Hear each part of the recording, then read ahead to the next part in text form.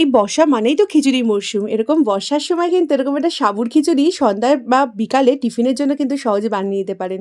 কিচ্ছু না, এর জন্য হাফ কাপ একটুখানি মুগ ডাল নিয়ে মুগ ডালটাকে একটু ভেজে নিচ্ছি। মুগ ডালটাকে ভেজে নেওয়ার পরে একটা বাটিতে ট্রান্সফার করে নিচ্ছি। মুগ ডালে অনেক রকমের সাদা পাউডার মেশানো থাকে বলে এটাকে একটু ধুয়ে নিচ্ছি। আর আপনারা যদি আগে ধুয়ে শুকিয়ে নেওয়া মুগ ডাল হয় তাহলে আর ধোয়ার দরকার পড়বে না। ডিরেক্ট ভেজে নিয়ে রান্নাটা করতে পারবেন। আমি ভেজে নিয়ে এটাকে ভালো করে দুবার ধুয়ে নিচ্ছি। মুগ ডালটাকে পরিষ্কার করে নিচ্ছি, নিয়ে জল ঝরিয়ে মুগ ডালটাকে দিয়ে রান্নাটা করব আজকে। আর এই সাবুটাকে আমি আগের দিন রাত্রিবেলায় ভিজিয়ে রেখেছিলাম, তবে একদম অল্প জল দিয়ে, মানে জলে না ভেজানোই, মানে জাস্ট ভালো করে ধুয়ে জাস্ট ছিটে ছিটে একটু জল দিয়ে ওটাকে রেখে দিয়েছিলাম। 5 থেকে 6 ঘন্টার মতো রেখে দেওয়াতে দেখুন সাবুটা কি সুন্দর নরম হয়েছে, তবে ক্যাতক্যাতে হয়নি আর খুব ঝরঝরা হয়েছে। এবার কড়াইতে দিয়ে দিচ্ছি তো সর্ষের তেল। তেলটাকে গরম করে এর মধ্যে দিয়ে দেবো 2টো তেজপাতা, 2টো শুকনো লঙ্কা, আর দেবো 2টো এলাচ, একটু সামান্য জিরে, একটু দারচিনি, আর দেবো এখানে আদাটাকে একটু গ্রেটারের মাধ্যমে একটু ঘষে দিচ্ছি, আপনারা চাইলে বাটা দিতে পারেন। এবার এগুলোকে ভালো করে একটু তেলের মধ্যে নেড়ে চেড়ে নেব। তারপরে এখানে দিয়ে দেবো একটা মিডিয়াম সাইজের টমেটো কুচি, দিয়ে দিচ্ছি একটু কাঁচা লঙ্কা, আর দিচ্ছি সামান্য একটু নারকেলটাকে একটু কুচি কুচি করে কেটে নিয়েছি, আর দিচ্ছি একটু সামান্য ভেজানো ছোলা 1 মুঠোর মতো। নারকেলটা কোরানোও দিতে পারেন, নারকেলটা বাড়িতে না থাকলে কিন্তু স্কিপ করে দিতে পারেন। ছোলার জায়গায় চাইলে একটুখানি বাদাম দিতে পারেন, বা ছোলাও দিতে পারেন।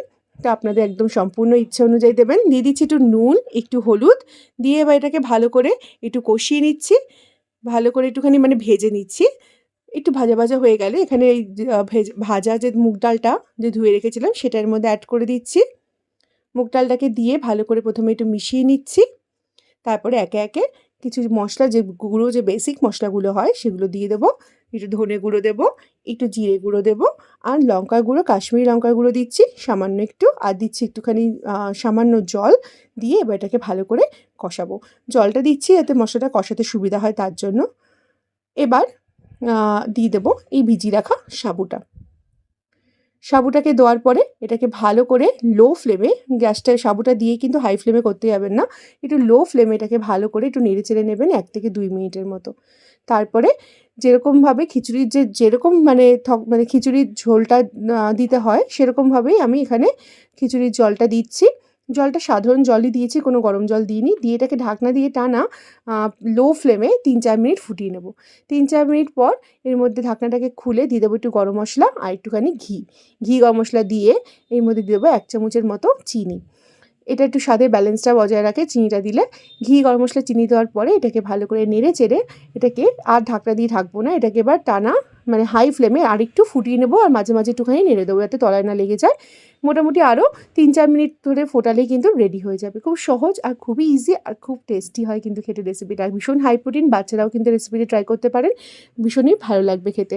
তো এইভাবে আপনারা কিন্তু সাবু খিচুড়িটা বাড়িতে বানিয়ে নিতে পারেন এই বর্ষার মরশুমে।